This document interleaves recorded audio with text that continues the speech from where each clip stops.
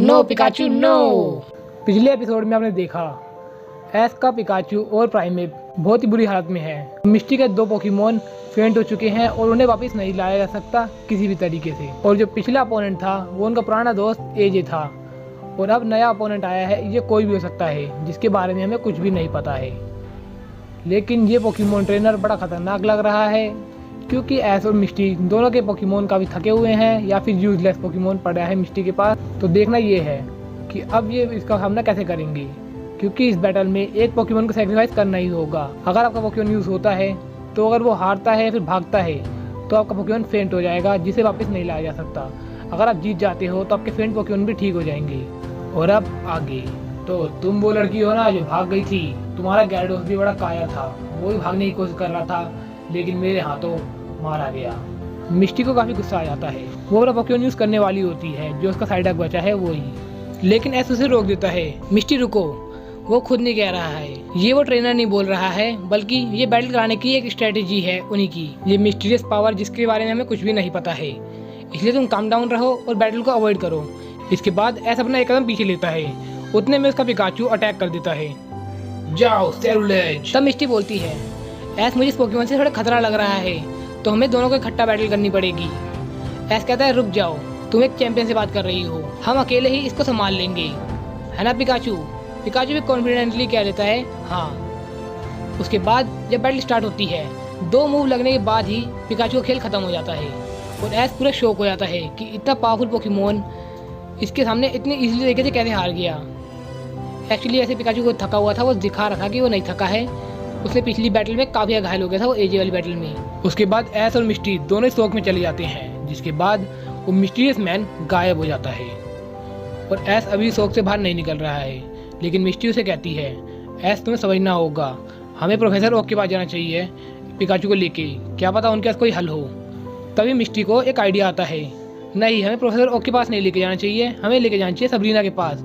Sabrina के पास जरूर इसका उपाय होगा क्योंकि हमारी वीडियो कॉल चलती रहती है सारे जिम लीडर्स की, जिसमें हमें सबरीना की एबिलिटीज़ के बारे में पता लगा जब से वो कॉल पे आई है। उससे पहले तो उससे कोई बात भी नहीं करता था क्योंकि वो डोल के कब्जे में थी, वो जरूर इसका हल निकाल लेगी। तब ऐसा कुछ नहीं बोलता, वो साइलेंटली उठता है और सबरीना की ओर निकल पड़ता है। तब वो उसके जिम में जाते हैं और देखते हैं सबरीना 2 मिस्टीरियस मैन से इकट्ठा लड़ रही है। उसका मिस्टर माइम जमीन पे पड़ा है लेकिन उसका एलेकाज़म अकेले ही दोनों से बैटल कर रहा है। वो थोड़ा वीक पड़ने लगता है, तभी वो मेगा इवॉल्व कर लेता है। उसके बाद वो दोनों को डिफीट कर देता है और उनमें से एक ट्रेनर ठीक होके यहीं पर रह जाता है और दूसरा इवेपोरेट होके दोबारा से गायब हो जाता है। उसके बाद वो लड़का खड़ा होता है और अपने घर चला जाता है अपने पुराने पोकेमोन लेके। लेकिन सबरीना के डैड तभी आके उसे रोक देते हैं और कहते हैं तुम घबराओ मत, इसे सबरीना ठीक कर देगी, तुम्हें सिर्फ 1 दिन का इंतजार करना होगा, उसके बाद तुम अपने पोकेमोन ले जा सकते हो। ये सुन के एस काफी खुश होता है कि पिकाचू भी उसका यहाँ ठीक हो जाएगा। उसके बाद वो सबरीना से मिलता है। ओह हेलो एस का चम। एस कहता है सबरीना तुम क्या मुझे जानती हो, मुझे लगा कि तुम इतने दिनों में भूल गई होगी। तब सबरीना कहती है मैं तुम्हें कैसे भूल सकती हूँ, तुमने कैंटो रीजन का नाम ऊंचा किया है वर्ल्ड चैंपियन बन के, और सच में लियोन के खिलाफ तुम्हारी बैटल काफी देखने लायक थी और तुम्हारा पिकाचू तो अनबिलीवेबल है, वो इतना ज्यादा स्ट्रॉन्ग कैसे हो गया।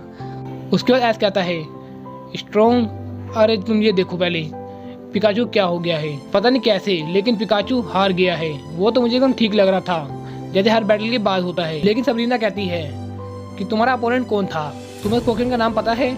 तो कहता है कि मुझे बिल्कुल भी अंदाजा नहीं है, उस पोकेमोन को मैंने पहली बार देखा है अपनी लाइफ में और सच में वो काफ़ी ज़्यादा स्ट्रॉन्ग था। तो मिस्टी कहती है मुझे भी कोई अंदाज़ा नहीं है, एक्चुअली मैं जिम लीडर नहीं हूँ ऑफिशियली तरीके से, इसलिए मुझे ज़्यादा पोकेमोन्स के बारे में नहीं पता है।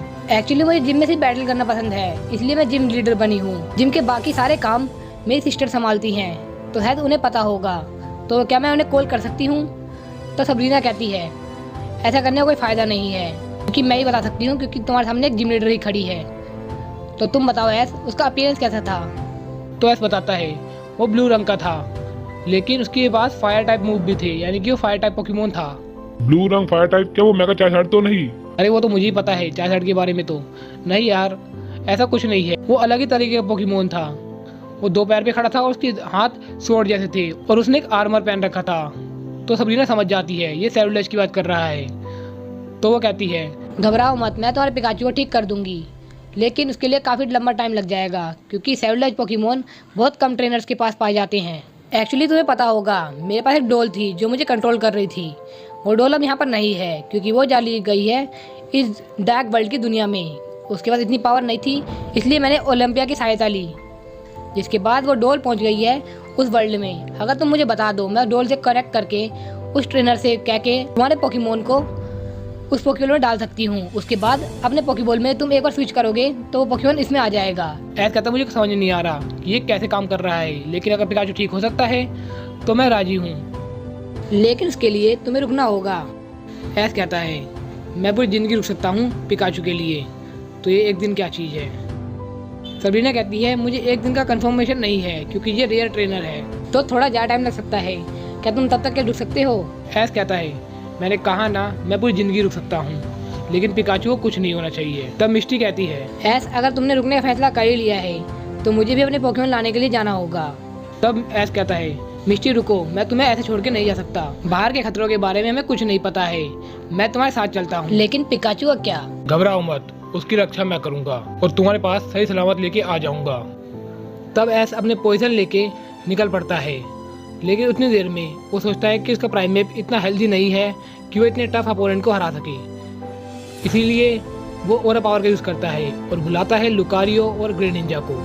तो देखते हैं वो कब तक पहुंचेंगे, ऐस के बीच में कौन कौन से खतरे आने वाले हैं। मिस्टी के अपने पुराने पोकेमोन को ला पाएगी, सबरीना ठीक कर सकती है या नहीं, इसके बारे में हमें नहीं पता। और ब्रोक कहाँ है और इस वर्ल्ड की मिस्ट्री कब सोल्व होगी, इन सब के बारे में आप जानोगे नेक्स्ट एपिसोड में। तो हाँ यार, आज के लिए वीडियो बस इतना ही। मुझे पता है ये वीडियो काफ़ी छोटी बनाई है क्योंकि बड़ी वीडियो पे मेरे को कोई रिस्पॉन्स नहीं मिल रहा है अच्छा सा, जिस कारण मैं इस वीडियो को बड़ा बना सकूँ। तो यार देखते हैं, अगर इस वीडियो का लाइक एम जो 25 लाइक का है वो पूरा हो जाता है तो मैं इसका नेक्स्ट पार्ट जल्दी ले आऊँगा। अदरवाइज टाइम तो लगने वाला ही है, लेकिन इस सीरीज़ को कंप्लीट करूँगा। तो आप चाहो तो कुछ सजेशन दे सकते हो कि स्टोरी में आगे क्या होना चाहिए, क्योंकि ये पूरी स्टोरी कस्टम होने वाली है। अभी आपका टाइम है, लेकिन बाद में टाइम नहीं रहेगा जब स्टोरी पूरी तरह से बिल्डअप हो जाएगी। तो जितने हो सके उतने रूल ऐड कर सकते हो अभी इस बैटल में या आगे आने वाली बैटल्स में। किस ट्रेनर से आप बैटल देखना चाहते हो ये भी आप कमेंट कर सकते हैं। तो मिलते हैं नेक्स्ट वीडियो में, जब तक के लिए थैंक्स फॉर वॉचिंग गाइस।